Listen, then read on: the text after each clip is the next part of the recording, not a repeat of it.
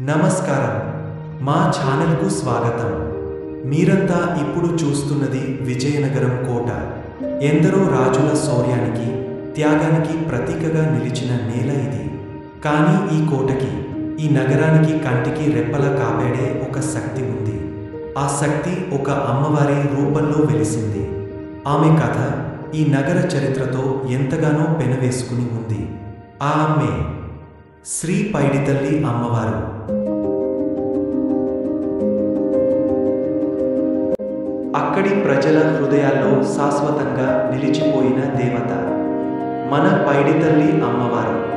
ఆమెను ఆరాధించే వారందరికీ అమ్మవారు ఆరోగ్యం, సంపద, శాంతి ప్రసాదిస్తారని విశ్వాసం. ప్రతి సంవత్సరం దసరా తర్వాత జరిగే సిరిమాను జాతరలో లక్షలాది మంది భక్తులు అమ్మవారిని దర్శించుకోవడానికి వస్తారు. కానీ ఈ అమ్మవారు ఎవరు? ఎలా దేవత అయ్యారు? ఏ చరిత్ర దాగి ఉంది? ఈరోజు మనం పైడితల్లి అమ్మవారి పూర్తి చరిత్ర, పురాణం, ఉత్సవాల వైభవం గురించి ఈరోజు ఆ అద్భుతమైన కథను వినబోతున్నాం.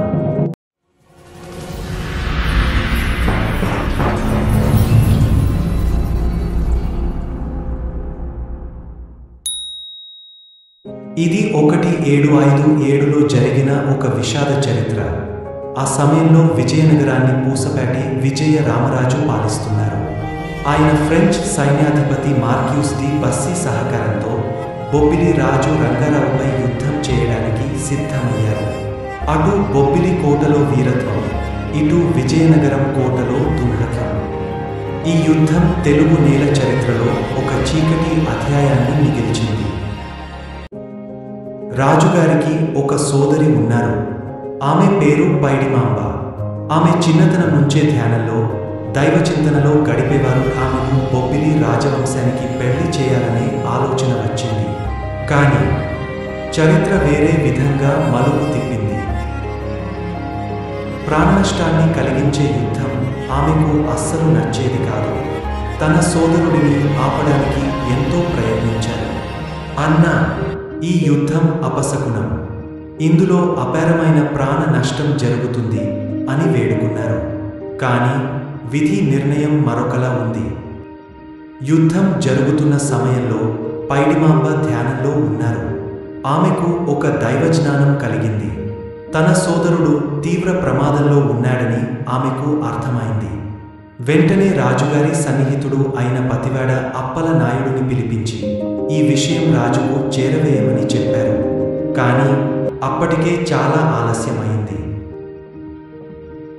కొంతసేపటికే రాజు విజయ రామరాజు మరణవార్త పతివాడ అప్పల నాయుడు ద్వారా పైడిమాంబకు అందింది. ఆ వార్త వినగానే ఆమె తీవ్ర విషాదానికి లోనయ్యారు. కానీ యుద్ధం ముగిసిన ప్రజల బాధలు మాత్రం కొనసాగాయి. ఇల్లు నాశనం, కుటుంబాలు చెదిరిపోవడం, అనాథలు పెరగడం, ఈ అన్ని పైడితల్లి కళ్ల ముందే జరిగాయి. పైడితల్లి ఆ దృశ్యాలు చూసి తట్టుకోలేకపోయింది. తన ప్రజల కోసం ఏదైనా చేయాలని భావించింది. ప్రజలకు శాంతి రావాలని, రాజ్యానికి క్షేమం కలగాలని. ఆమె చివరికి తన ప్రాణత్యాగం చేసింది. ఆమె ఆత్మబలిని చూసిన ప్రజలు కంటతడి పెట్టారు. కానీ చనిపోయే ముందు ఆమె అప్పల నాయుడితో ఒక మాట చెప్పారు. నా ఆత్మ దైవశక్తిగా మారి ఈ విజయనగర ప్రజలను కాపాడుతుంది. బొబ్బిలి యుద్ధం తర్వాత వచ్చే మొదటి మంగళవారం రోజున పెద్ద చెరువు పశ్చిమ భాగంలో నా విగ్రహం వెలుస్తుంది. అదే నా ప్రతిరూపం. విజయదశమి తర్వాత వచ్చే తొలి మంగళవారం రోజున మత్స్యకారులకు పెద్ద చెరువులో అద్భుతమైన అమ్మవారి విగ్రహం కనిపించింది. ఆ విగ్రహాన్ని తీసుకొచ్చి వనంలో ప్రతిష్ఠించారు. ఆమె ఆత్మ భక్తులను రక్షిస్తుందని విశ్వాసం పెరిగింది. ఆ తర్వాతే అక్కడ శ్రీ పైడితల్లి అమ్మవారి ఆలయం నిర్మించబడింది. అప్పటి నుంచి ఈ అమ్మవారు విజయనగరం ప్రజల ఇలవేల్పుగా మారారు.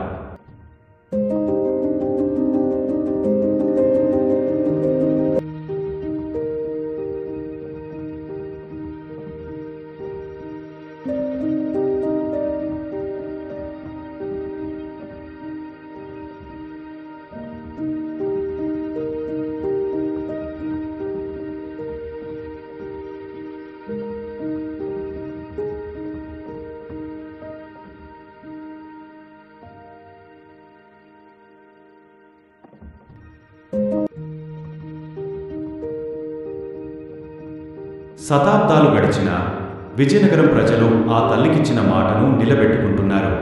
బెస్తవారి వల, పాలాధార వీరుడు, 33 మూరల సిరిమానం, ఇవన్నీ కేవలం సంప్రదాయాలు కాదు, చరిత్రకు, భక్తికి, త్యాగానికి జీవన సాక్ష్యాలు.